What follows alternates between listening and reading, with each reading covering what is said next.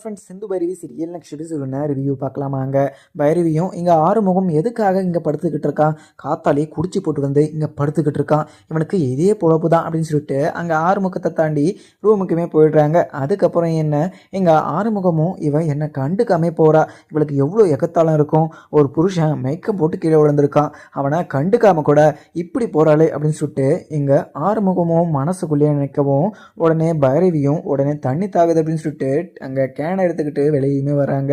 உடனே இவனை இங்கே படுத்துக்கிட்டு இருக்கான், இவன் மூஞ்சிலே முடிக்க கூடாதுன்னு நினச்சிக்கிட்டு இருந்தேன், ஆனால் இவன் எதுக்கு இங்கே இருக்கணும் அப்படின்னு சொல்லிட்டு இவனை இருக்குது அப்படின்னு சொல்லிட்டு அங்கேருந்து ஒரு கோலையுமே எடுத்துகிட்டு வந்து அங்கே பட்டார்னு சொல்லிட்டு 4 அடி விடவும் உடனே ஆறுமுகமும் பைரவி எதுக்காக என்ன அடிக்கிற அப்படின்னு சொல்லிட்டு அங்கே ஆறுமுகமும் கதடவும் உடனே பைரவி வந்து இங்கே ஏன் ரூமான எதுக்கு இங்கே வந்து படுத்துக்கிட்டு இருக்க, நான் தான் உன் மூஞ்சிலே முடிக்கிறான்னு சொல்லிட்டு இருக்கேன், ஆனால் நீங்கள் வந்து படுத்துக்கிட்டு இருக்கிறது எனக்கு சுத்தமாக பிடிக்கல அப்படின்னு சொல்லிட்டு இங்கே ஆறுமுகம் கிட்ட பைரவி சொல்லவும் உடனே ஆறுமுகமும் பைரவி நான் வேணும்னு வந்து இங்கே படுக்கலை, எனக்கு டாக்டர் வந்து ஆஸ்துமான்னு வந்து சொல்லியிருக்காங்க, அதுக்கான டேப்லெட்டுமே எழுதி கொடுத்தாங்க, அதை அந்த செக்கப்பை முடிச்சுட்டு நான் இங்கே வந்தேன், ஆனால் தெரியாமல் எனக்கு மயக்கம் வர மாதிரி ஆயிடுச்சு, நான் அப்படியே இங்கே படுத்துட்டேன், உடம்பெல்லாம் அடித்து போட்ட மாதிரி இருக்குது, எனக்கு ரொம்பவே வலிக்குது பைரவி, எனக்கு கொஞ்சம் தண்ணி மட்டும் கொடுக்குறியா, என்னால் மூச்சு கூட விட முடியல, ரொம்ப வலிக்குது பைரவி அப்படின்னு சொல்லிட்டு இங்கே ஆறுமுகமும் சொல்லவும் உடனே இங்கே பைரவி பார்த்துட்டு ஆறுமுகம் என்கிட்ட எதுவுமே நடிச்சுக்கிட்டு இருக்காத, ஏற்கனவே நான் உன் மேலே பயங்கர கோவமாக இருக்கேன், உன் மூஞ்சிலே முடிக்கக்கூடாது,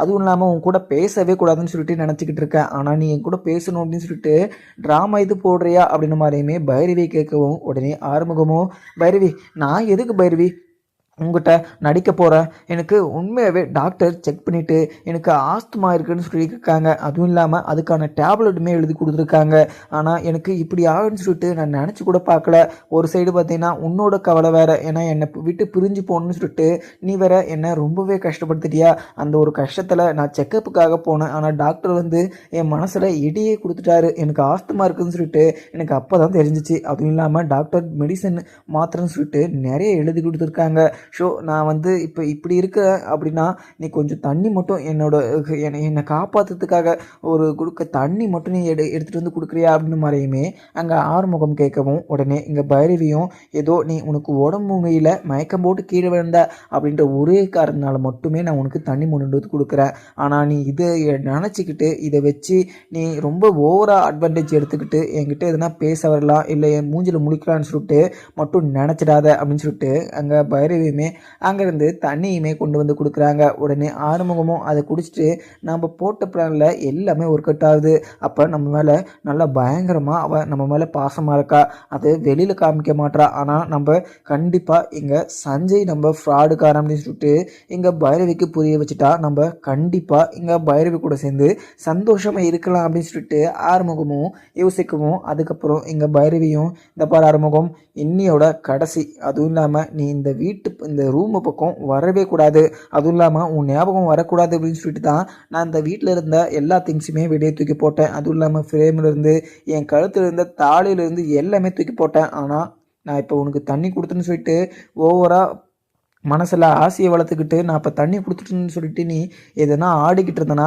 கண்டிப்பாக நான் இந்த வீட்டுக்குள்ளே இருக்க மாட்டேன், இந்த வீட்டுக்குள்ளே இருக்கிறதுக்கு காரணம் அன்னபூர்ணியத்தை வந்து கொஞ்ச நாள் வெயிட் பண்ணு, அதுவும் இல்லாமல் உங்கள் அம்மாவுக்கும் உங்கள் அப்பாவுக்கும் இந்த விஷயம் தெரிஞ்சிச்சுன்னா அவங்க மனசே உடைஞ்சு போவாங்க அப்படின்னு சொல்லிட்டு சொன்னதுனால மட்டுமே நான் இப்போ அமைதியாக இருக்கேன், ஆனால் மறுபடியும் என் முன்னாடி இப்படி ஒரு ட்ராமாவோ இல்லை நீங்கள் இப்படியெல்லாம் பண்ணிட்டு இருந்தீங்கன்னா எனக்கு சுத்தமாக பிடிக்காது அப்படின்னு சொல்லிட்டு பைரவியும் அங்கேருந்து கிளம்பிடுறாங்க. உடனே இங்கே ஆறுமுகமும் அங்கேருந்து பட் என்ன தான் சொன்னாலையும் பைரவிக்கு பயங்கரமான திமிரு, நம்ம ஒரு புருஷன் மயக்கம் போட்டு கீழே விழுந்திருக்கான் அப்படின்னு சொல்லிட்டு தெரிஞ்சுமே பைரவி இப்படிலாம் பண்ணிட்டு போந்த நினைக்கிற போது எனக்கு பயங்கர கோபமாக இருக்குது, ஒரு கட்டின புருஷன் மேலே இந்த அளவுக்கு கூட பாசம் வைக்கலனா இவெல்லாம் புண்டாட்டி அப்படின்னு சொல்லிட்டு அங்கே பைரவியை மனசுக்குள்ளேயே திட்டிக்கிட்டு இருக்காங்க ஆறுமுகம். இதுக்கு மேலே நம்ம இப்படியெல்லாம் ட்ராமா போட்டால் வேலைக்கே ஆகாது, நம்ம பேசாமல் சஞ்சய் பண்ண திருட்டுத்தனத்தை கண்டுபிடிச்சி கண்டிப்பாக பைரவிக்கிட்ட நம்ம நிரூபிக்கணும் அப்படின்னு சொல்லிட்டு அங்கேருந்து எழுந்துமே கிளம்பிடுறாங்க. அதுக்கப்புறம் என்ன, இங்கே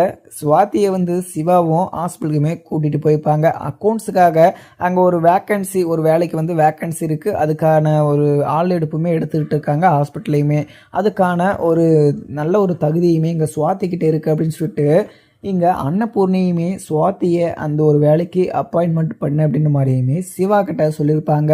அதை கேட்டு சிவாவுமே சுவாத்தியை அந்த ஹாஸ்பிட்டலுக்குமே கூட்டிகிட்டு போயிருப்பாங்க. ஆனால் இங்கே இதை பார்த்த இங்கே சிந்துக்கு ஒரு சைடு ரொம்பவே கோபமாக தான் இருக்குது. ஏன்னா வீட்டில் இங்கே சுவாத்தியை வந்து அந்த ஜாப்புக்கு அப்பாயின்மெண்ட் பண்ணி சொல்லிட்டு இங்கே அன்னபூர்ணி சொன்னதை இங்கே சிந்துவுமே கேட்டுட்டுப்பாங்க. ஆனால் இங்கே சிந்து வந்து சுவாதி மேலே பயங்கர கோபமாக தான் இருக்காங்க. என்னதான் இருந்தாலையும் முன்னாடியே எனக்கும் டாக்டருக்கும் கல்யாணம் ஆகிடுச்சு, அது தெரிஞ்சும் மற்றவனுடைய இது ஹஸ்பண்ட்னு சொல்லிட்டு தெரிஞ்சுமே இப்படியெல்லாம் பண்ணிக்கிட்டு இருக்கா அந்த சுவாதி, அவளை நான் சும்மாவே விட மாட்டேன் அப்படின்னு சொல்லிட்டு இங்கே சிந்துவுமே மனசுக்குள்ளேயே நினச்சிக்கிறாங்க. அதுக்கப்புறம் என்ன, இங்கே சுவாதியை வந்து சிவாவுமே ஹாஸ்பிட்டலுக்கு கூட்டிகிட்டு போயிட்டு அங்கே இருக்கிற எல்லாருக்கிட்டுமே இன்ட்ரடியூஸ் பண்ணி வைக்கிறாங்க. அதுவும் இல்லாமல் அந்த ஜாப்புக்கு நல்ல ஒரு குவாலிட்டியான தகுதி எடுக்கப்பட்ட இங்கே சுவாதி தான் கரெக்டாக இருப்பாள் அந்த ஒரு ஜாப்புக்கு அப்படின்னு சொல்லிட்டு இங்கே சிவாவுமே நினச்சிக்கிட்டு, சுவாதி நான் சொல்கிறேன்னு சொல்லிட்டு தப்பாக நினச்சிக்காத, உனக்கு எந்த ஒரு இன்டர்வியூ வேணாம், ஏன்னா நீ கண்டிப்பாக அந்த வேலையை பார்ப்பேன்னு சொல்லிட்டு எனக்கு தெரியும். அது இல்லாமல் நான் இன்டர்வியூ எடுக்காமல் உன்னை உட்கார வைக்கிறேன்னா அந்த வேலை கரெக்டாக இருக்கணும், அது இல்லாமல் கரெக்டாக இல்லைனா இந்த வேலையிலேருந்து கண்டிப்பாக நான் தூக்கிடுவேன், அதுதான் உனக்கு நான் கொடுக்குற இன்டர்வியூ. அதுவும் இல்லாமல் நான் உனக்கு இன்டர்வியூ வைக்காமல் அந்த வேலையில் உட்கார வைக்கிறேன் அப்படின்ற மட்டும் நீ நினச்சிக்காத, ஆனால் நீ வேலையை கரெக்டாக செஞ்சால் மட்டும்தான் இந்த வேலை உங்ககிட்ட இருக்கும், அப்படி இல்லையா இந்த வேலையை நான் உனக்கு கொடுக்க மாட்டேன் அப்படின்னு சொல்லிட்டு எங்கள் சிவாவுமே சொல்லிடுறாங்க. உடனே சுவாத்தியும், சிவா நான் போய் இந்த வேலையை விடுவேனா, அதுவும் இல்லாமல் நான் இன்டர்வியூ வச்சுட்டு தான் இந்த வேலைக்கு வரணும் அப்படின்னு சொல்லிட்டு தான் நினச்சேன், ஆனால் எனக்கு இன்டர்வியூ எனக்கு வேலை கொடுத்து அந்த வேலையை நான் நல்லா பார்த்தா மட்டும்தான் எனக்கு அந்த வேலைனா, அப்போ நான் கண்டிப்பாக இந்த டீலுக்கு நான் ஓகே தான். அதுவும் இல்லாமல் நீ நினச்சதை விட நான் ஒரு படி மேலே கண்டிப்பாக இந்த ஹாஸ்பிட்டலுக்காக நான் உழைப்பேன், அதுவும் இல்லாமல் கரெக்டாக என்னோடய வேலையை நான் செய்வேன் அப்படின்ற மாதிரியுமே சுவாத்தியுமே சிவா கிட்ட சொல்லவும், உடனே சிவாவுமே ஓகே சுவாதி இன்னும் எல்லாமே உங்ககிட்ட இன்ட்ரடியூஸ் பண்ணிட்டேன், அதுவும் இல்லாமல் வேறு எதனா டவுட்னா என்கிட்ட கேட்டு தெரிஞ்சுக்கோ, அது இல்லாமல் உன்னோட கேபின் அதுதான், அங்கே போய் நீ உன்னோட வேலையை பார்க்கலாம் அப்படின்னு சொல்லிட்டு சுவாதிக்கிட்ட சொல்லி அமுச்சிட்டுறாங்க. அதுக்கப்புறம் என்ன, சுவாதியுமே போயிட்டுருக்கு. அதுக்கப்புறம் ரிட்டன் வந்து, சிவா எனக்கு ஜூஸ் குடிக்கணும் போல் இருக்குது, நம்ம கேன்டீனுக்கு போய்ட்டு ஜூஸ் சாப்பிட்டுடலாமா அப்படின்னு சொல்லிட்டு அங்கேருந்து சுவாதியுமே இங்கே சிவாவை கூப்பிடுறாங்க. உடனே சிவாவும் சரி சுவாதி போய் குடிச்சிட்டு வரலாம், அதில் ஒரு பிரச்சனை இல்லை. ஆனால் எங்கள் கேன்டீனில் எங்கள் சிந்து தான் அந்த டெண்டருமே எடுத்திருக்கா, அதுவும் இல்லாமல் சிந்து எடுத்துகிட்டு இருந்து ஃபுட்டாக இருக்கட்டும் வேறு எந்த பொருளாக இருக்கட்டும் எல்லாமே சூப்பராக ஃபஸ்ட் குவாலிட்டியில் தான் இருக்கும். அது இல்லாமல் சிந்து சமைக்கிற சாப்பாடு எல்லாரும் சாப்பிட்டாங்கன்னா எல்லாருமே ரொம்ப ஆரோக்கியமாக இருப்பாங்க. அதுவும் இல்லாமல் அவள் சமைக்கிற சாப்பாடை சாப்பிடும் போது மறுபடியும் இந்த சாப்பாடே சாப்பிடணும் அப்படின்ற ஒரு இது மைண்டு வந்து எல்லாருக்குமே வருது. பட் ஆனால் இங்கே சிந்து வந்து இந்த ஹாஸ்பிட்டலுக்கு வந்தது எனக்கு மிகப்பெரிய ஒரு சந்தோஷம். அதுக்கு முன்னே இருந்த கேன்டீன் ஆர்டர் எடுத்தவங்க ஒழுங்காக சமைக்காமல் ஒழுங்காக எதுவுமே பண்ணாமல் காரத்தை அதிகமாக கொட்டி இங்கே வர பேஷண்ட்டெல்லாம் ரொம்பவே அவங்க மேலே குறை சொன்னாங்க. ஆனால் இப்போ சிந்து வந்ததுலேருந்து எந்த ஒரு குறையுமே கிடையாது. அதுவும் இல்லாமல் அவள் வந்ததுலேருந்து கஸ்டமரும் நிறைய வராங்க. இங்கே இருக்க வாடிக்கையாளருக்கு எந்த ஒரு இஷ்யூஸும் வர கிடையாது. இங்கே வரவங்க நல்லபடியாக சாப்பிட்டுட்டு நல்லபடியாக ரிக்கவர் ஆகிட்டு தான் இங்கேருந்து போகிறாங்க. ஏன்னா இப்போ நாங்கள் ட்ரீட்மெண்ட் பார்க்குறது 50% இருந்தால் அவள் சமையலில் தான் 50% ட்ரீட்மெண்ட்டே கிடையாது இருக்குது. ஏன்னா சாப்பிட்ற சாப்பாட்டில் மட்டும்தான் நல்ல ஒரு ஹெல்தி ஃபுட்டான ஒரு ஃபுட்டை நம்ம சாப்பிட்டா நம்ம உடலுக்கு எந்த ஒரு நோயும் எந்த ஒரு வலியுமே நம்ம உடம்புல வராது. ஆனால் அதுக்கான தகுதியையும் அதுக்கான எல்லா குவாலிட்டியுமே இங்கே சிந்துக்கிட்ட இருக்குது அப்படின்னு சொல்லிட்டு சிந்துவை பயங்கரமாக புகழ்ந்துட்டு போகிறாங்க சுவாதிக்கிட்ட. உடனே சுவாதியும் இங்கே சிவா கிட்ட, சிவா நானுமே சிந்துவை விட ஒரு படி மேலே போய் நல்லாவே சமைப்பேன், அதுவும் இல்லாமல் உனக்காக நான் நாளைக்கு உனக்கு பிடிச்ச ஃபுட்டு எதுன்னு சொல்லு, நான் கண்டிப்பாக நாளைக்கு உனக்கு சமைச்சு தரேன், நான் சமைச்சதை சாப்பிட்டு பார்த்துட்டு எப்படி இருக்குன்னு சொல்லிட்டு நீயே சொல்லுவேன் அப்படின்ற மாதிரியுமே அங்கே சுவாதியுமே சொல்லுவோம். உடனே சிவாவும், சுவாதி என்ன இருந்தாலையும் எங்கள் சிந்து சமைக்கிற மாதிரி யாருமே சமைக்க மாட்டாங்க, அதுவும் இல்லாமல் சிந்து வந்து ரொம்பவே டேஸ்டியாகவும் சமைப்பா, அதுவும் இல்லாமல் அங்கே எல்லாருமே எங்கள் கேன்டீனுக்கு ஒரு இன்டர்வியூ வச்ச போது எல்லாருமே சமைச்சாங்க, அதுவும் இல்லாமல் டிஃப்ரெண்ட் ஆங்கிலெல்லாம் சமைச்சாங்க. ஆனால் இங்கே பழைய கலாச்சாரத்தை கொண்டு வந்து எங்கள் சிந்து மட்டும் தான் கொஞ்சம் டிஃப்ரெண்ட்டாகவும் செஞ்சா, அதுவும் இல்லாமல் ரொம்பவே டேஸ்டியாகவும் செஞ்சா. ஆனால் அதுக்காக மட்டுமே இங்கே அந்த கேட்ரிங் ஆர்டரை வந்து எங்கள் சிந்துக்கு வந்து கொடுத்தாங்க அப்படின்னு சொல்லிட்டு எங்கள் சிவாவுமே சொல்லிட்டுறாங்க. உடனே சுவாதியும், சரிங்க சிவா நீங்கள் சிந்துவை புகழ்ந்தது போதும், அது இல்லாமல் அவளுடைய ஜூஸை சாப்பிட தானே போகிறோம், அப்போ சாப்பிட்டு முடிச்சது அவள் எப்படி போட்டிருக்கா அப்படின்றது நானே சொல்கிறேன் சிவா. சரி வா நம்ம போகலாம் அப்படின்னு சொல்லிட்டு கேண்டீனுக்கு போகிறாங்க. உடனே எங்கள் சிவா கூட பார்த்த எங்கள் சிந்து வந்து சிவா கூட வந்து சுவாதி வராங்கன்னு சொல்லிட்டு பார்க்குறாங்க. ஆனால் எங்கள் சிந்துக்கு ரொம்பவே பொறாமையாகவும் இருக்குது. ஏன்னா எங்கள் சுவாதிக்கு கொஞ்சம் கூட மூளையே இல்லை, கொஞ்சம் கூட சென்ஸே கிடையாது. ஏன்னா மற்றவங்களுடைய புருஷன் சொல்லிட்டு எங்கள் சுவாதிக்கு நல்லாவே தெரியும். இப்போ கல்யாணம் ஆயிடுச்சுன்னு தெரியும். அது இல்லாமல் சிவா டாக்டர் வந்து என் மேலே பாசம் வச்சுக்கிட்டு இருக்காரு. அதுவும் இல்லாமல் என்னை மீறி யாருமே கல்யாணம் பண்ணிக்க மாட்டாங்கன்னு சொல்லிட்டு எங்கள் சுவாதிக்கு நல்லாவே தெரியும். மற்றவங்களுடைய புருஷனை கரெக்ட் பண்ணுறதுனா அங்கே பொண்ணுங்களுக்கு ரொம்பவே பிடிக்கும் போல். பொண்ணுங்களை நம்பவே கூடாது. அங்கே சுவாதிக்கு ஒரு நாள் இருக்குது அப்படின்னு சொல்லிட்டு இங்கே சிந்துவுமே அங்கே மனசுக்குள்ளேயே பேசிக்கிட்டு இருக்காங்க. அதுக்கப்புறம் என்ன சிந்துவுடைய ஃப்ரெண்டுமே என்ன சிந்து இங்கே சுவாதி கூட வந்திருக்காரு அங்கே டாக்டர் வேறு. அவரும் அங்கே சுவாதிக்கும் அங்கே டாக்டருக்கும் சிவாக்கும் 2 பேருக்கும் நிச்சயதார்த்தம் நடந்ததெல்லாம் உண்மையா? எனக்கு அதெல்லாம் கேட்குற போது எனக்கு ரொம்பவே ஆச்சரியமாக இருக்குது. அங்கே அன்னபூர்ணி அக்கா உண்மையில இருக்கிற கோவத்தில் எங்கள் சிவாவுக்கு வந்து இந்த பொண்ணை கல்யாணம் பண்ணிக்கிறது மிகப்பெரிய ஒரு தப்பு. அதுவும் இல்லாமல் சிவாவுக்கு வந்து ஏற்ற ஜோடி அப்படின்னு சொல்லிட்டு யாருன்னு பார்த்தீங்கன்னா நீதான் மட்டும்தான். ஏன்னா சிவாவுக்கு ஏற்றது எல்லாமே பொருத்தத்துலேருந்து எல்லாமே நீ தான் இருக்கணும். அது இல்லாமல் கண்டிப்பாக எங்கள் அன்னபூர்ணி அக்கா எடுத்த முடிவு கண்டிப்பாக நடக்கவே நடக்காது. ஏன்னா சிவாவுக்கு வந்து இந்த கல்யாணத்தில் கொஞ்சம் கூட விருப்பமே கிடையாது. அதுவும் இல்லாமல் இந்த சுவாதிக்கு நம்ம எதனா ஒன்று பண்ணியே ஆகணும். அதுவும் இல்லாமல் இந்த லூஷ் மோஷன் மாத்திரையை அந்த ஜூஸில் கலந்து கொடுத்துட்டா அவள் பாத்ரூமில் தான் இருப்பாள். நம்ம யாருன்னு சொல்லிட்டு அவளுக்கு காமிச்சி ஆகணும் அப்படின்னு சொல்லிட்டு இங்கே சிந்துவுடைய ஃப்ரெண்டுமே சொல்லவும் உடனே சிந்து வந்து இங்கே பாரு இந்த விஷயம் பெருசாகிடதில்ல, ஐயோ பிரச்சனை இதே தானே ஆகிடு போதுப்பா அப்படின்ற மாதிரியுமே அங்கே சிந்து சொல்லவும் உடனே அவங்க ஃப்ரெண்டுமே சிந்து நீ எதுக்குமே எந்த ஒரு பிரச்சனையுமே ஆகாது, அதெல்லாமே நான் பார்த்துக்கிறேன், நீ இந்த ஜூஸை மட்டும் கொண்டு போய் கொடு அப்படின்ற மாதிரியுமே அவங்க ஃப்ரெண்டு வந்து கொடுத்து அனுப்பிச்சிடுறாங்க. அதுக்கப்புறம் என்ன ஜூஸையுமே கொண்டு போய் அங்கே கொடுத்துடுறாங்க. இந்த சிந்துவுமே உடனே கொடுத்துட்டு அங்கே இருக்கிற எந்த கிளைண்ட்டையுமே பார்க்காம சிவாவையும் சுவாதியுமே பார்த்துக்கிட்டு இருக்காங்க. ஏன்னா அங்கே சுவாதியையும் சிவாவையும் சேர்த்து வச்சு பார்க்குறதோ இல்லை நினைக்கிறதோ அங்கே சிந்துக்கு கொஞ்சம் கூட பிடிக்காது. அதுவும் இல்லாமல் கண்ணு முன்னாடியே இங்கே சுவாதியை கூட்டிகிட்டு வந்து 2 பேரும் ஜூஸ் குடிக்கிறதெல்லாம் பார்க்குற போது ரொம்பவே பொறாமையாக தான் இருக்குது சிந்துக்கு. ஆனால் சிவாவுமே என்ன பண்ணுவார், ஏன்னா அன்னபூர்ணி கூட்டிகிட்டு போக சொன்னாங்க அப்படின்றதுனால இங்கே சிவா ஒரு ஃப்ரெண்ட்ஷிப்பாக தான் அங்கே சுவாதி கூட உட்காந்து ஜூஸையுமே குடிச்சிக்கிட்டு இருக்காங்க. ஆனால் சிந்துக்கு வந்து அப்படி அந்த ஒரு மைண்டே போல். ஏன்னா சிவாவை ரொம்பவே பிடிக்கும். அந்த ஒரு பிடிச்ச பாசத்தினால அப்படி தான் தோணும் இங்கே சிந்துக்குமே. ஏன்னா சிந்து வந்து இங்கே சிவாவை வந்து பயங்கரமாக லவ் பண்ணுறாங்க. அதுவும் இல்லாமல் சிவா மேலே உயிரே வச்சுக்கிட்டு இருக்காங்க. சிவாக்கு ஒன்றுனா அவங்க உயிரே விட்டுருவாங்க அப்படின்னே சொல்லலாம். ஆனால் இப்படி இருக்கிற சமயத்தில் அங்கே சுவாதியுமே இங்கே சிவா கூட வந்து பழகிறது இல்லை பேசுறது, சிரித்து பேசுறது அது கொஞ்சம் கூட பிடிக்காம தான் அங்கே நின்றுக்கிட்டு இருக்காங்க. உடனே இங்கே சிவாவுமே ஃபோன் பேசிக்கிட்டே அந்த ஜூஸையுமே குடிக்க உடனே ஜூஸை குடிச்சிட்டு அங்கே ஒரு ஃபோன் கால் வருது அப்படின்னு சொல்லிட்டு அங்கேருந்து கிளம்பிடுறாங்க. அதுக்கப்புறம் என்ன சுவாதியும் அங்கே சிவா குடித்த அந்த ஜூஸை வந்து அப்படியே சேஞ்ச் பண்ணுறாங்க. உடனே சேஞ்ச் பண்ணி குடிக்க போகவும் அங்கே சிந்துவுமே போயிடுறாங்க. சிந்து போனதும் ஏங்க உங்களுக்கு சுகர் வேணான்னு சொல்லிட்டு சொன்னீங்கல்ல, ஆனால் இதில் சுகர் கம்மியாக இருக்குது, அவருக்கு வந்து சுகர் அதிகமாக இருக்குது, நீங்கள் இதை குடிக்காதீங்க அப்படின்னு சொல்லிட்டு அங்கே போயிட்டு சிந்துவுமே சொல்லிடுறாங்க. உடனே சிந்து சொன்னதை கேட்டதுமே அங்கே சுவாதியும் ஏன் குடிக்கக்கூடாது, நான் என்னோட சிவாவோடது தானே குடிக்கிறேன், அதெல்லாம் என்ன பிரச்சனை, அதெல்லாம் ஒரு பிரச்சனை இல்லை, நான் குடிச்சிக்கிறேன் ஏன்னா அப்படின்னு அதெல்லாம் ஒரு டோன்ட் வரி அப்படின்னு சொல்லிட்டு அங்கே சுவாதியுமே சொல்லுவோம். உடனே எங்கள் சிந்து வந்து இல்லைங்க நீங்கள் அந்த இது குடிங்க அப்போ தான் கொஞ்சம் நல்லாயிருக்கும், அதுவும் இல்லாமல் அவர் ரொம்பவே சுகர் வந்து அதிகமாக சாப்பிடுவார், அதனால் நீங்கள் அந்த ஜூஸ் எல்லாம் குடிக்க மாட்டீங்க அப்படின்னு சொல்லிட்டு அங்கே சிந்துவுமே இவங்க கலக்கின அந்த லூஸ் மோஷன் மாத்திரை அதில் இருக்கிறதுனால எங்கள் சுவாதி மட்டும்தான் அந்த ஜூஸை குடிக்கணும் அப்படின்ற மாதிரி அங்கே ரெஃபர் பண்ணிட்டு வந்துடுறாங்க. உடனே எங்கள் சிவாவுமே ஃபோன் பேசி முடிச்சுட்டு வந்து உட்காந்து அந்த ஜூஸையுமே குடிச்சிடுறாங்க. உடனே சிந்துவை கூப்பிட்டு சிந்து உன்னோட சமையல் எப்படி இருக்குன்னு சொல்லிட்டு எங்கள் சுவாதிக்கு தெரிஞ்சே ஆகணும். சுவாதிக்கிட்ட நான் சொன்னும் போது சுவாதி வந்து நம்பவே கிடையாது.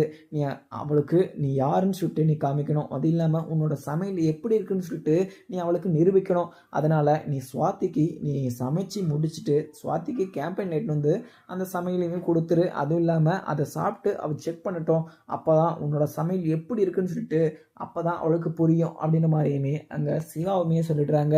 உடனே எங்கள் சிந்துவுமே சரிங்க டாக்டரு அதுதானே நானுமே கொடுத்துடுறேன், அதுவும் இல்லாமல் உங்களுக்கு மதிய சாப்பாடுமே நானே செஞ்சிடுறேன், நீங்கள் வீட்டிலலாம் எடுத்துகிட்டு வந்ததில் தான் சாப்பிடாதீங்க, நான் உங்களுக்கு சமைச்சு நானே கொண்டு வரேன், நீங்கள் அங்கே ரூம்லேயே வெயிட் பண்ணுங்கள், நான் உங்களுக்கு சமைச்சு நான் எடுத்துகிட்டு வரேன். அதுவும் இல்லாமல் உங்களுக்கு வேறு எதனா வேணும்னா எனக்கு கால் பண்ணுங்கள், நான் உடனே எடுத்துகிட்டு வந்துடுறேன் அப்படின்னு சொல்லிட்டு இங்கே சிந்துவுமே சொல்லிடுறாங்க. உடனே இங்கே சுவாதி வந்து, சிவா நான் உனக்காக இன்றைக்கி வீட்டில் ஸ்பெஷலாக இந்த புதினா சட்னியும் இட்லியும் எல்லாம் செஞ்சு நான் தனியாக பேக் பண்ணிட்டு வந்திருக்கேன், நீ அதுதான் சாப்பிடணும் அப்படின்னு சொல்லிட்டு இங்கே சுவாதி வந்து சொல்லவும், உடனே எங்கள் சிவாவுமே, சுவாதி நான் மார்னிங் தான் இட்லியும் அந்த புதினா சட்னியுமே சாப்பிட்டேன், ஆனால் மதியம் வந்து நான் இட்லியெல்லாம் சாப்பிட்றதில்ல, ஆனால் சிந்துவுடைய சாப்பாடை தான் நான் சாப்பிடுவேன். ஏன்னா சிந்துவோட சாப்பாடை வந்து ஒரு நாள் சாப்பிட்லாம் கூட எனக்கு ரொம்பவே ஏதோ மிஸ் பண்ண மாதிரி இருக்கும். அதனால் நான் சிந்துவோட சாப்பாடு தான் இன்றைக்கி மதியம் நான் சாப்பிட போகிறேன் அப்படின்ற மாதிரியுமே சுவாதிக்கு சொல்லிட்டுறாங்க.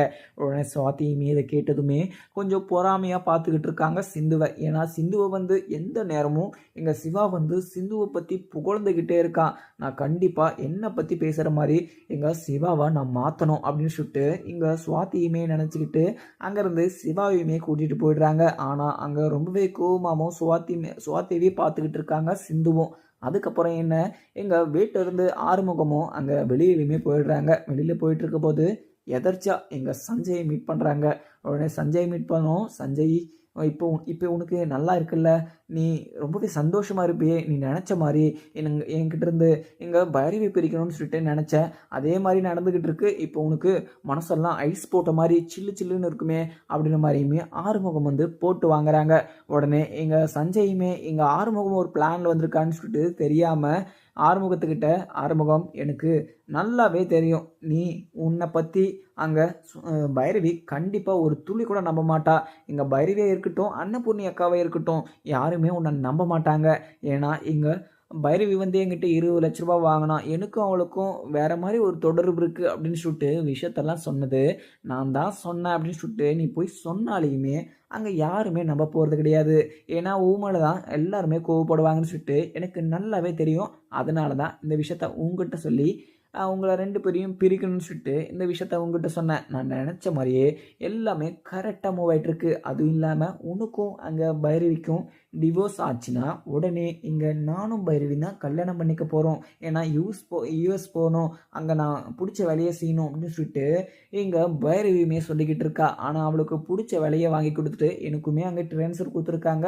நானுமே அப்பாயின்மெண்ட்டு வாங்கிட்டு நான் அங்கேயுமே போயிடுவேன். அதுவும் இல்லாமல் நாங்கள் 2 பேரும் வெளியில் சந்தோஷமாக இருப்போம். உனக்கு டிஸ்டர்பே பண்ண மாட்டோம், உன் கண்ணு முன்னாடியே வர மாட்டோம். உனக்கு தெரியாமல் நாங்கள் யுஎஸில் நாங்கள் ஹனிமூன் கொண்டாடிட்டு இருப்போம் அப்படின்னு சொல்லிட்டு அங்கே ஆறுமுகத்துக்கிட்ட இங்கே சஞ்சயுமே சொல்லுவாங்க.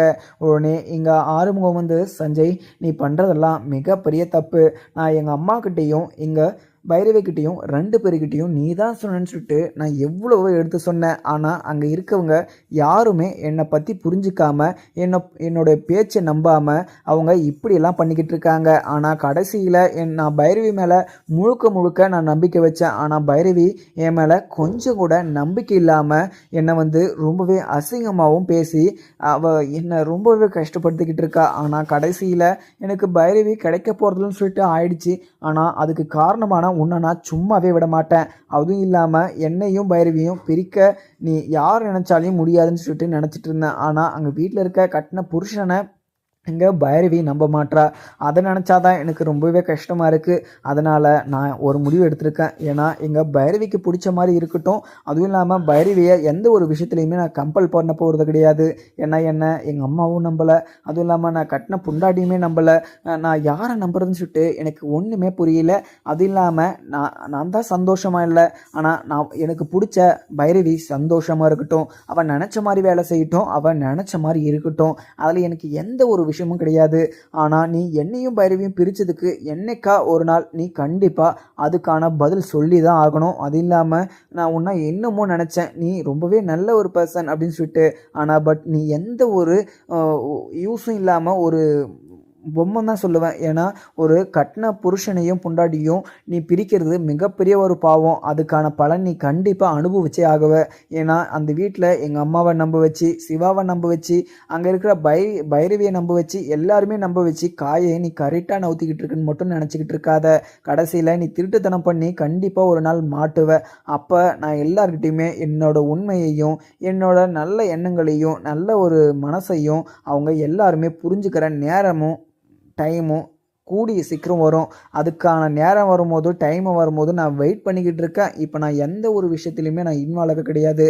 அதுவும் இல்லாம இப்போ வந்து நான் இவ்வளோ கஷ்டப்பட்டுக்கிட்டு இருக்கேன்னா, அதுக்கு காரணம் ஒரே காரணம் நீ மட்டும் தான். ஏன்னா, நீ இந்த ஊருக்கு வந்ததே என்னையும் பைரவியும் பிரித்து நீ பைரவியை கூட்டிகிட்டு போய் கல்யாணம் பண்ணிக்கிறதுக்காக தான் சொல்லிட்டு எனக்கு நல்லாவே தெரியும். ஆனால் அதுக்காக தான் இப்படியெல்லாம் பண்ணிக்கிட்டு இருக்குன்னு சொல்லிட்டு எனக்கு எல்லாமே புரியுது. ஆனால் கடைசியில் அங்கே பைரவி உன்னை வந்து நீ எப்படியப்பட்டவன்னு சொல்லிட்டு அவள் புரிஞ்சுக்கிற வரையும் நான் வெயிட் பண்ணுவேன். நான் கடைசி வரைக்கும் பைரவியை நினச்சிக்கிட்டு நான் இப்படியே கூட செத்து போவேன். ஆனால் இன்னொரு பொண்ணை நான் கல்யாணம் பண்ண மாட்டேன் அப்படின்னு சொல்லிட்டு இங்கே ஆறுமுகமும் சொல்லிடுறாங்க.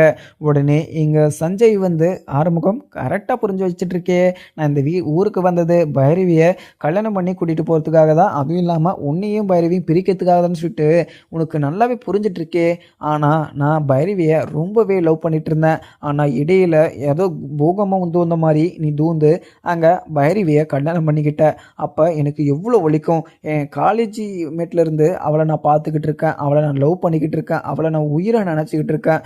இப்படி நான் நினச்சிக்கிட்டு கடைசியில் நீ வந்து கல்யாணம் பண்ணிட்டு போனால் நான் விட்டுருவேன். நான் பைரவியை கண்டிப்பாக விட மாட்டேன். அது யாராக இருந்தாலும் சரி, நான் கண்டிப்பாக அவங்கள பிரித்து நான் தான் பைரவியை கல்யாணம் பண்ணிக்கணும் அப்படின்னு சொல்லிட்டு இன்னைக்கு வரைக்கும் நினச்சிக்கிட்டு இருக்கேன். அதுவும் இல்லாமல் இதுக்கு மேலேயுமே நான் பைரவியை தான் கல்யாணம் பண்ணிப்பேன். அதுவும் இல்லாமல் நான் கல்யாணம் பண்ணிக்கிறதுக்காக தான் உன்னையும் பைரவியும் நான் பிரிக்க இப்படி ஒரு பிளான் போட்டேன். ஆனால் நீ என்ன சொன்னாலே நான் சொல்கிறதெல்லாம் நீ அங்கே பைரவிகிட்டே சொல்லுவியா, இல்லை உங்கள் அம்மா கிட்ட சொல்லுவியா?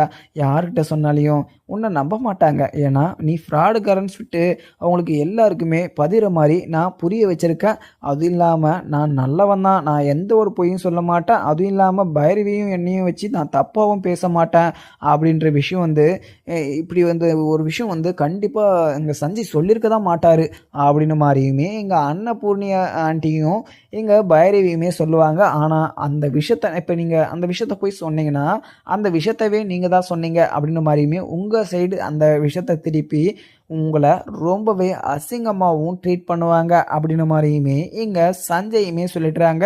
உடனே இங்கே கோவப்பட்டு அங்கே ஆறுமுகமோ சஞ்சய் இதுக்கு மேலே உங்ககிட்ட பேசி எந்த ஒரு பிரயோஜனமும் இல்லை, என்னோட வாழ்க்கையை கெடுத்ததுக்கு கண்டிப்பாக அதுக்கான தண்டனையை நீ அனுபவிச்சே ஆகணும் அப்படின்னு சொல்லிட்டு அங்கேருந்து கிளம்பிடுறாங்க. ஒரு வழியாக இங்கே சஞ்சயை போட்டு வாங்கி வாக்கு மூலமும் வாங்கிட்டாங்க இங்கே ஆறுமுகமும். ஏன்னா ஏற்கனவே முன்னாடி அந்த கோயில் நகை திருடின விஷயத்த வந்து இங்கே சிவா வந்து ஒரு வீடியோ கால் மூலமாக அதை ரெக்கார்ட் பண்ணிட்டு வந்து இங்கே ஆறுமுகம் வந்து இங்கே எசக்கியும் மகாவும் தான் இந்த தப்பை பண்ணது அப்படின்னு சொல்லிட்டு வீடியோ ரெக்கார்டு மூலிமா எல்லாருக்குமே நிரூபித்தாங்க. அந்த ஒரு பேட்டர்ன்லேயே நம்ம கண்டிப்பாக இங்கே சஞ்சயை மாட்டி விடணும்னு சொல்லிட்டு ஒரு பிளான் போட்டு அங்கே போனாங்க. அந்த பிளானில் வசமாக சிக்கினாங்க இங்கே சஞ்சயுமே. உடனே இங்கே இப்போ சஞ்சய்க்கு மிகப்பெரிய ஒரு ஆப்பு காத்துக்கிட்டு இருக்குன்னே சொல்லலாம். உடனே வீட்டுக்கு ரொம்பவே சந்தோஷத்தோடு போகிறாங்க இங்கே ஆறுமுகமும். ஏன்னா இங்கே ஆறுமுகம் நினச்ச நல்ல ஒரு எவிடன்ஸ் இங்கே ஆறுமுக கையில் மாட்டிக்கிச்சு. உடனே இங்கே வீட்டுக்கு போன கையோட பைரவியை பார்க்குறாங்க. பைரவி, நான் வந்து உங்ககிட்ட முக்கியமான ஒரு விஷயம் சொல்லணும்.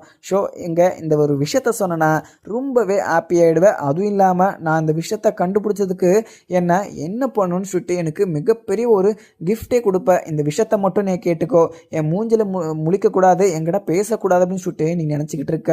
கொஞ்சம் எனக்காக ஒரு 10 நிமிஷம் எனக்காக வெயிட் பண்ணுறேன். அதுவும் இல்லாமல் நான் இந்த விஷயத்த சொல்லிட்டு நான் பாட்டுக்கு போயிடுறேன். ஆனால் நீ என்ன முடிவு எடுத்தாலும் சரி, இந்த விஷயத்த சொல்கிறதுக்காக எனக்காக எங்கள் அம்மாக்காக ஒரு 10 நிமிஷம் நீ இந்த ஒரு டைம் ஒதுக்கி எனக்காக நான் சொல்கிறத கேட்குறியா அப்படின்னு மாதிரியுமே ஆறுமுகம் சொல்லவும், உடனே பைரவியும் ஆறுமுகம், இப்போ நீ ஏதோ 10 நிமிஷம் கேட்டிருக்க, நானுமே விடுறேன். ஆனால் மறுபடியும் இப்படி 10 நிமிஷம் கூட 5 நிமிஷம் கூட 1 நிமிஷம் கூடன்னு சொல்லிட்டு மறுபடியும் வந்து நிற்காத.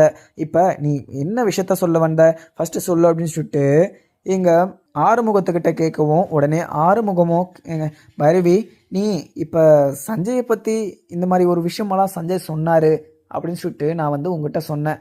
ஆனால் அந்த விஷயத்த நம்பாமல் என்ன ரொம்பவே தப்பாகவும் அந்த விஷயத்த நான் தான் பண்ணியிருப்பேன், சஞ்சய் பண்ணியிருக்க மாட்டான், எனக்கு நல்லாவே தெரியும் அப்படின்னு சொல்லிட்டு நீ சொன்ன. ஆனால் சஞ்சய் தப்பு பண்ணதுக்கு முழுக்க முழுக்க சஞ்சய் தான் தப்பு பண்ணியிருக்கான் அப்படின்ற ஒரு ஆதாரத்தோட நான் உங்ககிட்ட வந்திருக்கேன். அதுவும் இல்லாமல் நீ இந்த ஆதாரத்தை பார்த்துட்டு நீ என்ன முடிவு எடுத்தாலையும் சரி அப்படின்னு சொல்லிட்டு அங்கே சஞ்சய் பேசுனது எல்லாமே ப்ளே பண்ணி காமிக்கிறாங்க. அதை பார்க்க பார்க்க இங்கே பைரவிக்கு பயங்கரமான கோவம். அந்த சஞ்சய் பேசியிருக்கார் இல்லையா, அந்த வேர்டை கேட்க கேட்க சஞ்சய்க்கு இது பைரவிக்கு வந்து பயங்கர கோவமாக இருக்குது. சஞ்சயை நான் சும்மாவே விடக்கூடாது அப்படின்னு சொல்லிட்டு பயங்கர கோவத்துலேயுமே அங்கே ஆறுமுகம், நீ இது இது உண்மையான்னு சொல்லிட்டு என்னால் நம்ப முடியல. நீ ஃபேக்காக எதனா ஏஐயில் எடிட் பண்ணிட்டு வந்தியா இல்லை என்ன பண்ணுன்னு சொல்லிட்டு எனக்கு தெரியல. ஆனால் இதில் பார்த்தது கண்டிப்பாக உண்மை இல்லை. சஞ்சய் இப்படிலாம் பண்ணியிருக்க மாட்டார் அப்படின்னு சொல்லிட்டு அப்பையும் ஆறுமுகத்துக்கிட்ட பைரவி சொல்லவும் உடனே இங்கே ஆறுமுகம் வந்து, பைரவி எனக்கு யார் பைரவி தெரியும், நான் ஏஐ வச்சு எப்படி எடிட் பண்ணுவேன்? கண்டிப்பாக இல்லை பைரவி, கண்டிப்பாக என் மேலே சத்தியமாக இந்த விஷயத்த இங்கே சஞ்சய் தான் பைரவி பேசினா. என்னை புரிஞ்சுக்கோ பைரவி, உன் மேலே நான் ரொம்பவே அக்கறை வச்சுக்கிட்டு இருக்கேன். அதுவும் இல்லாமல் என்னை விட்டு பிரிஞ்சு போய் அங்கே சஞ்சய் கிட்ட நீ மாட்டிக்க கூடாது, நீ நல்லா இருக்கணும்னு சொல்லிட்டு நினச்சி தான் நான் இந்த ஒரு ஆதாரத்தையுமே நான் கொண்டு வந்தேன். ஆனால் இப்போவுமே என்ன தப்பாக பேசிக்கிட்டு இருக்க பைரவி அப்படின்னு சொல்லிட்டு ஆறுமுகமும் சொல்லிக்கிட்டு இருக்காங்க. அதுக்கப்புறம் என்ன நடக்குன்னு பார்க்கலாமாங்க. வீடியோ பிடிச்சா லைக் பண்ணுங்கள். Thank you friends.